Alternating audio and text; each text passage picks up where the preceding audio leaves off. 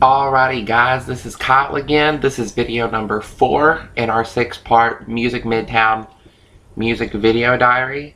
Let's recap for just a second. We've talked about Lana Del Rey, beautiful, perfect singer-songwriter. We talked about Iggy Azalea, also beautiful, also perfect. She's a rapper though, not really a singer. And we've talked about Bastille, who is a great band that the UK has shipped over for us. So today we're going to talk about Fitz and The Tantrums. So Fitz and The Tantrums has been described by AllMusic as a neo-soul indie pop band.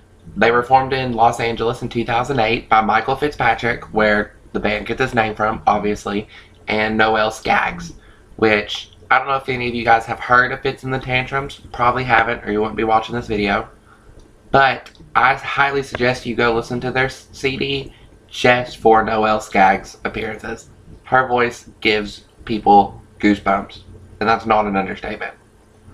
So anyway, the band performed gigs in and around nightclubs in Los Angeles in 2008 and 2009. They released their very first EP in the fall of 2009. It was written, produced, recorded entirely in Michael Fitzpatrick's living room.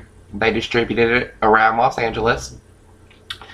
In the fall of 2009, they got a spot as the opening act on Maroon 5's tour.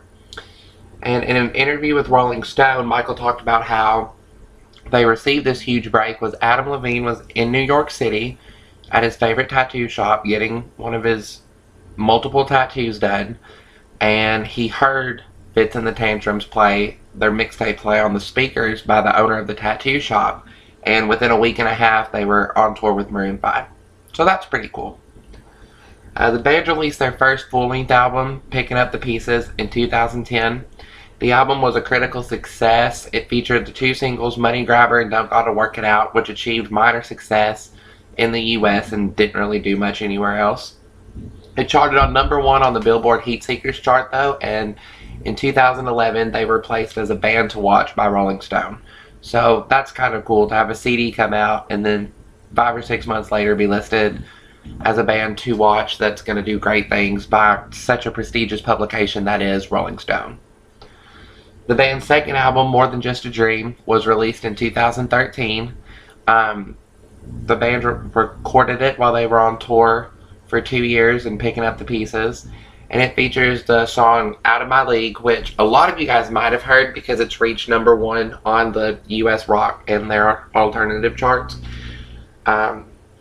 And they play it like in every restaurant you go to. So the band released a French-speaking version of it, which has since charted well in France and in some parts of Canada. Out of My League also was their big breakthrough in the UK and other continental Europe. So now they're everywhere, which is really, really cool. The band has since toured heavily around North America and Europe, and they have had critically positive performances at Bonnaroo and the Hangout and the Governor's Ball in New York City these past 2 months. They've been listed on top performers, the best show, the best set, that kind of thing. And so that's a pretty cool deal to be, especially at Bonnaroo, because this year they had Elton John at Bonnaroo. And Fitz and The Tantrums was still up there with him as one of the best sets. So that's definitely an honor to have. Other media coverage by Fitz and The Tantrums. You might have heard their songs on TV. Their songs have been used in Wells Fargo commercial ads. Ellen used one of their songs in one of her trailers to promote her Oscar hosting gig. The Vampire Diaries, Criminal Minds, Bones, and Desperate Housewives, before it got canceled, all used their songs in their TV shows. And Vogue magazine named Fitz and The Tantrums the hardest working band of the year due to their rigorous touring schedule around North America and Europe, as well as their music festival circuit, because like I said, they've hit up the Hangout, they've hit up Bonnaroo, they've hit up Governor's Ball. They have festival performances lined up over the summer and in the middle of the fall in England and stuff. So they're becoming a big deal. If you love them, then you'll see them at Music Midtown. And if you've never heard of them before, now you have. Go buy all their CDs and look for me at their set at Music Midtown. I'm done.